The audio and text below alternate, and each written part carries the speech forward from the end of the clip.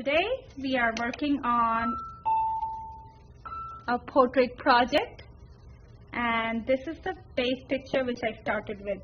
If you notice my background, it is not interesting, it's very boring. This is a finished graphite portrait which I did for this image. I took some of the bottom off. I had a lot of so when you are doing a portrait, few things which you need to keep in mind is how you're going to compose it. I wish I would have made it smaller, but in this case I have a lot of gray area which I think I'm going to retain and maybe chop some of it out. So first step which I'm going to do is I'm going to cut the outside of my portrait. I'm going to cut the white part out. And look how I'm holding my scissor. My scissor is wide open. I'm not opening my scissor like this. What happens when I cut with the scissor like this, it kind of creates a jaggedy, it gives me less control and it's not that good. So I am opening my scissor wide and moving my scissor around the shape of the fabric, trying to get as close to the original as possible. If I get some of the excess part out, it's fine, but try not to cut into the image too much. Try not to lose what you have. So this is what I have so far. And then I cut the other side. Now close it to the hair, more careful. Going slow. Opening my scissor wide, but also controlling it.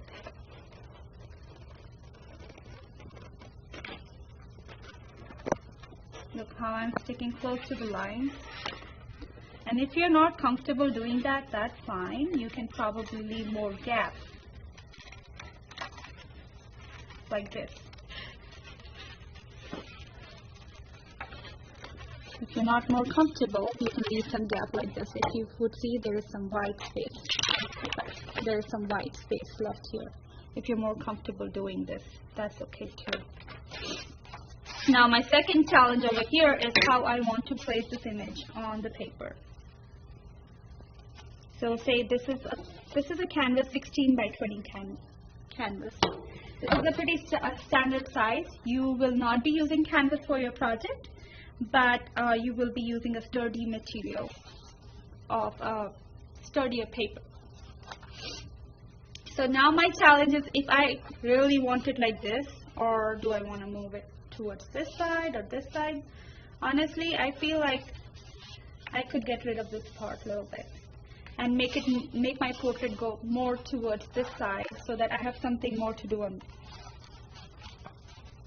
Since there's no defined tip, maybe I can create a tip later, or maybe I can take my portrait up. I haven't decided what I'm going to do with this yet. So, but I want to cut some of this side.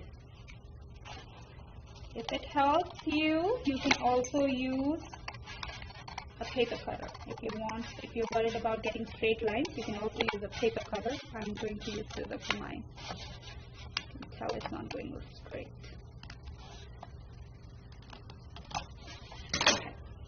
So now that I have my paper cut, I have decided, after trying different positions, I've decided this is the best position for this. And what I'm going to do is trace it around the corners, trace my portrait around the corners using a pencil onto my final surface to know. This gives me an idea of how much negative space I have left. Now the problem, so I have my portrait, I have my negative space. Now what do I do with this negative space? So I have come up with this color scheme for this. Remember, you have learned about different color schemes and how it works for you. For this particular portrait, I picked up this color because I think it goes well with the idea and theme of my portrait. I like these colors in this. So these are the colors. I have some scrapbook papers, and you can get some scrapbook papers for your assignment too. And then I have some GOEs. And I have some acrylic paint. I have some color pencils.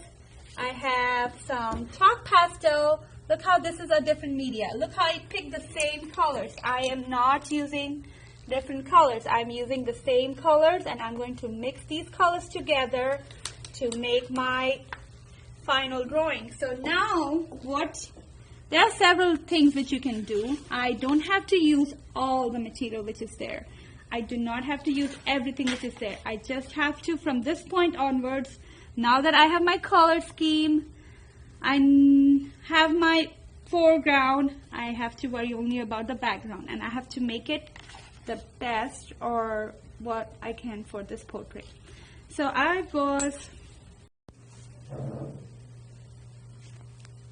here I have experimented with different material. I tried some chalk pastel, which is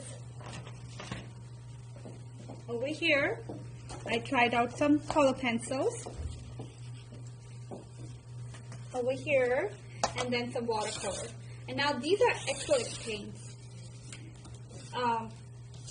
They're a little messy, and since I'm using a canvas to create my picture, I will be using some of it. But if you have paper, you don't really need acrylic. Any of these are going to hold well to any of these mediums. These dry mediums and watercolor are going to hold well to your paper. I also tried some oil pastels on this one. And I had my papers laid out, and I picked two colors and two pieces of scrapbook paper in specific and cut these shapes out. If you've ever drawn or if you've ever made a snowflake, you would know how to do this. And then I tried positioning them, kind of like this. I experimented with the ideas and tried out different things with it. I placed paper on the other one on the other, and then tried out this. I kind of like how this came out. So I might keep this, or I might change it. It depends. And then this is going to be my background color. So now I have an idea. Look how I did not actually go ahead and paste it yet. I am still experimenting with the ideas.